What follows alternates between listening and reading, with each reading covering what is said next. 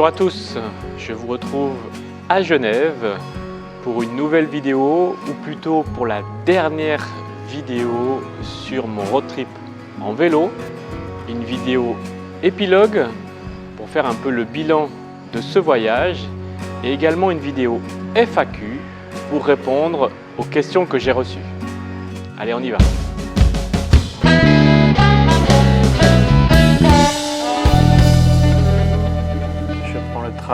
En direction de Genève. J'en profite pour vous montrer quelques images du collège Calvin, très joli bâtiment genevois, qui me permet de vous dire que je vais agrémenter cette vidéo de quelques images de la ville de Genève et des alentours.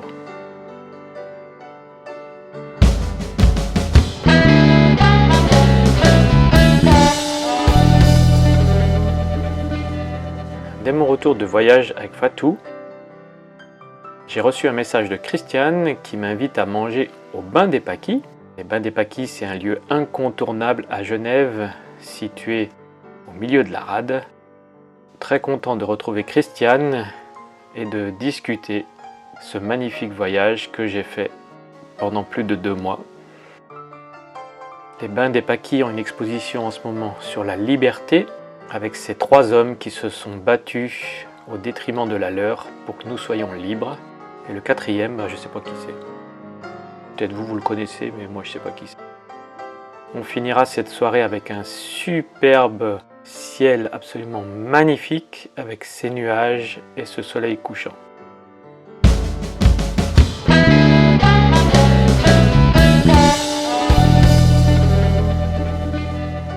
Le lendemain, direction Genève, centre, mais cette fois pour retrouver Pauline. Pauline est physiothérapeute, elle s'occupe de moi depuis presque 8 ans maintenant. Et avec les douleurs toujours bien sûr au genou suite au vélo, mais c'est surtout en fait maintenant celle de la cuisse et de la hanche due à l'accident qui reviennent en surface. Et donc j'ai dû aller la voir pour qu'elle s'occupe de moi. J'aime bien Pauline. Mais des fois, j'ai envie de lui mettre des claques parce que ce qu'elle me fait, c'est vraiment pas très agréable, du moins sur le moment. Mais quelques heures après, voire le lendemain, ça va beaucoup mieux. Merci beaucoup Pauline pour ta gentillesse et ton efficacité.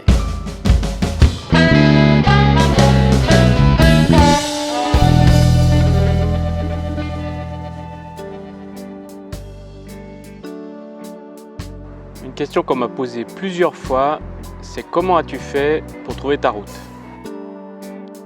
En fait, c'est assez simple.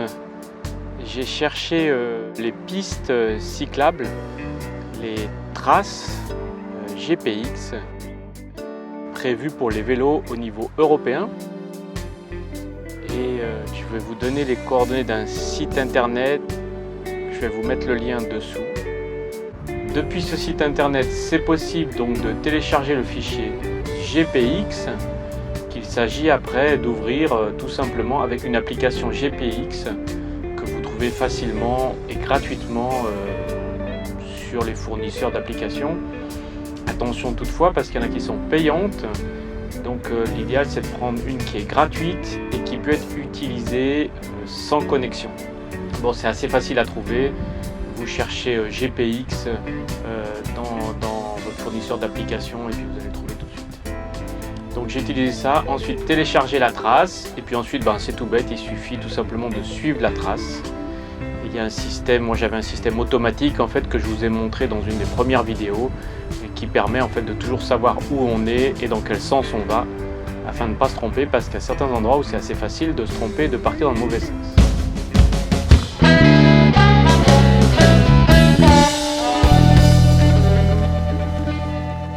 Certains m'ont demandé comment j'ai fait pour les hébergements. En fait, il faut savoir que pour ce voyage, j'ai absolument rien organisé concernant les hébergements. C'est-à-dire que je roule, quand j'ai plus envie de rouler ou quand c'est le soir, je m'arrête. Ou en fonction de ce que je trouve, à partir de, on va dire 16h, 17h, je cherche un hébergement. J'ai utilisé un peu tous les moyens qui se présentaient devant moi, entre hôtel, camping, bivouac, hébergement sur invitation à domicile, je suis aussi allé chez des amis qui m'ont invité, dans ma famille. J'ai un peu utilisé tout, mais j'ai absolument rien préparé.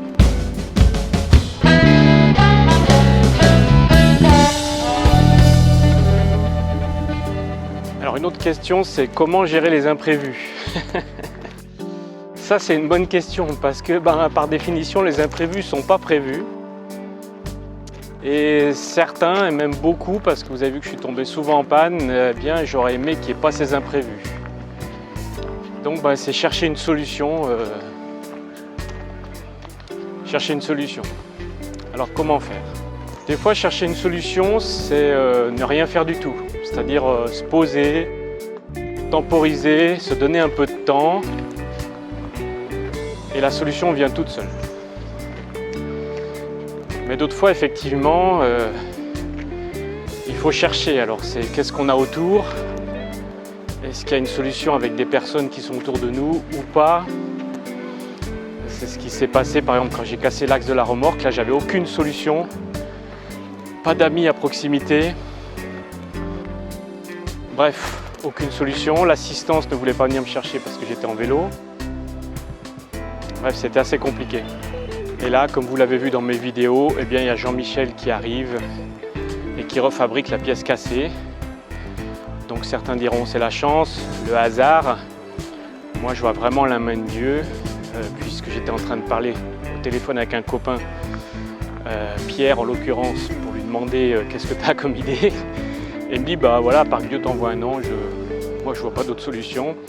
Et puis à ce moment-là, il y a Jean-Michel qui arrive et qui refabrique la pièce. Ça, c'est quand même exceptionnel et super.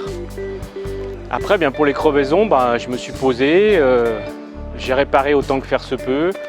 Et puis plusieurs fois, des personnes sont venues m'aider pour participer aux réparations, mais en général, je me suis débrouillé tout seul. Les pannes sont majoritairement arrivées à des endroits, je dirais, assez bien pour moi. Soit j'étais à proximité d'un camping, soit j'étais dans un camping, soit j'étais à proximité de chez des amis, soit j'arrivais chez des amis. Donc les pannes sont majoritairement tombées au bon moment, au bon endroit, ce qui m'a beaucoup aidé pour gérer les imprévus. Après, vous avez remarqué que j'ai un bon réseau d'amis, un réseau familial aussi, et donc j'ai utilisé ces réseaux, ou ces réseaux sont venus à moi. Et c'est une nouvelle fois l'occasion de remercier toutes les personnes que je connais ou que je ne connais pas qui m'ont aidé à gérer ces imprévus.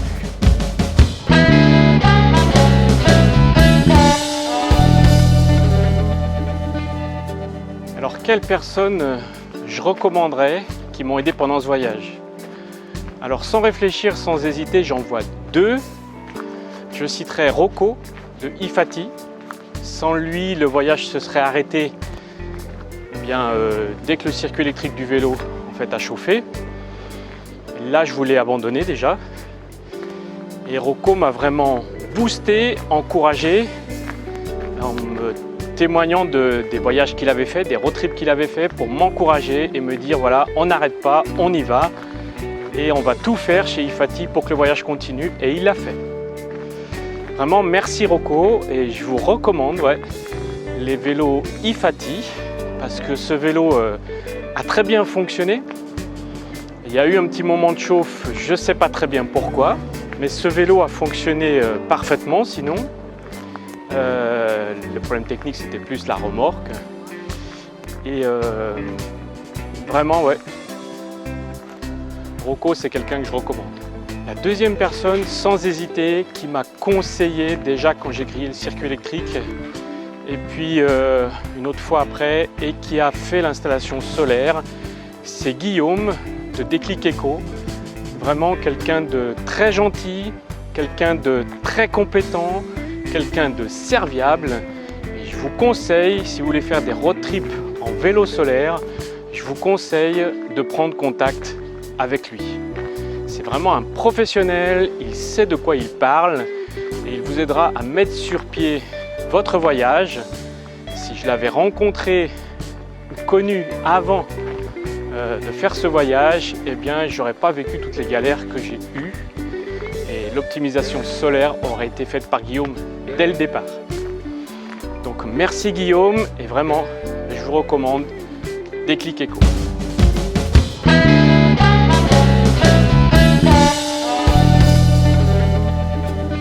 J'ai eu pas mal de questions techniques concernant l'autonomie. Alors je suis parti au départ avec une batterie de bateau, 4 batteries vélo, en fait 3 qui étaient prévues et une 4e que m'a prêté Ifati. Tout ça déjà ça fait 25 kg, ce qui est beaucoup trop lourd.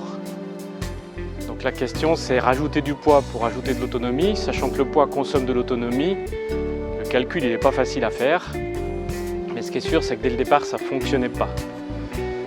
Donc j'ai réussi après, une fois optimisé, à avoir une autonomie avec une seule batterie, et dans la remorque j'avais une batterie de secours, ce qui fait que j'ai enlevé en fait de ces 25 kg, il en est resté à peu près 10.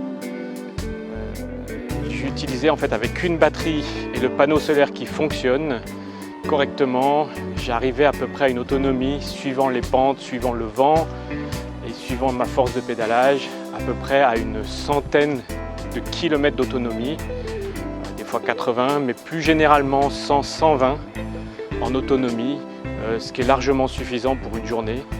Donc là c'était parfait, une fois que l'optimisation du panneau solaire a été faite, l'autonomie était top et correspondait en fait à ce que moi je pédalais tous les jours et ça allait très bien.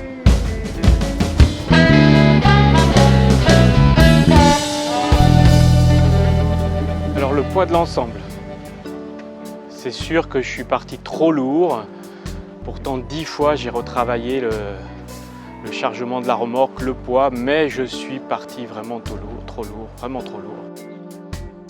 Une fois que le panneau a été optimisé, j'avais déjà laissé du matériel chez Pierre, près de Chambéry, et après j'ai renvoyé en fait depuis Déclic Eco, en fait ils m'ont renvoyé un colis chez Pierre de 22 kg.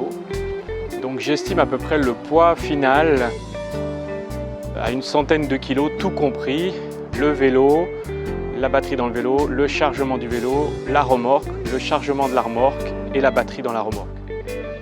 Alors j'ai pas vraiment pesé, donc c'est une estimation. Bon, ce qui est sûr c'est qu'après Istres, donc une fois en bas de la Via Rona, la remorque était plus pleine, loin de là, même avant d'ailleurs elle n'était pas, mais là elle était remplie on va dire à 50%, allez 55-60%. Et c'est aussi ce qui m'a permis d'augmenter l'autonomie, de moins forcer et d'avoir un vélo qui était beaucoup plus agréable à conduire.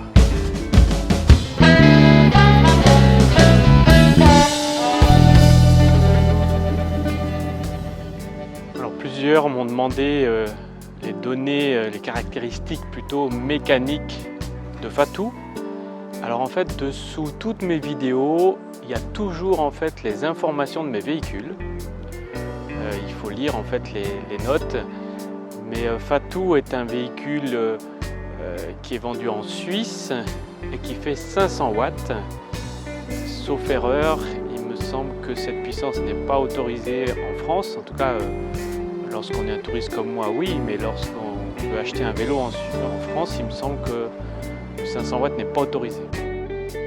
Et il fonctionne en 48 volts. Les batteries font 850 watts. La batterie est dans le cadre. Elle était rechargée en permanence par le panneau solaire sur la remorque.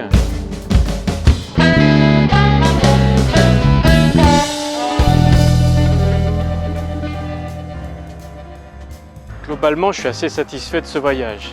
Il y a eu pas mal de problèmes techniques, c'est vrai. Beaucoup de casses, mais des paysages tellement magnifiques. De belles rencontres, beaucoup de belles rencontres. J'ai vraiment rencontré des gens très sympas, des gens que je vais revoir. Certains sont déjà devenus des amis.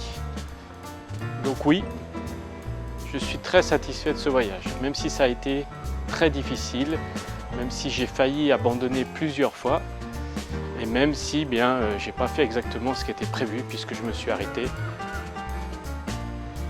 à cause des mal aux genoux.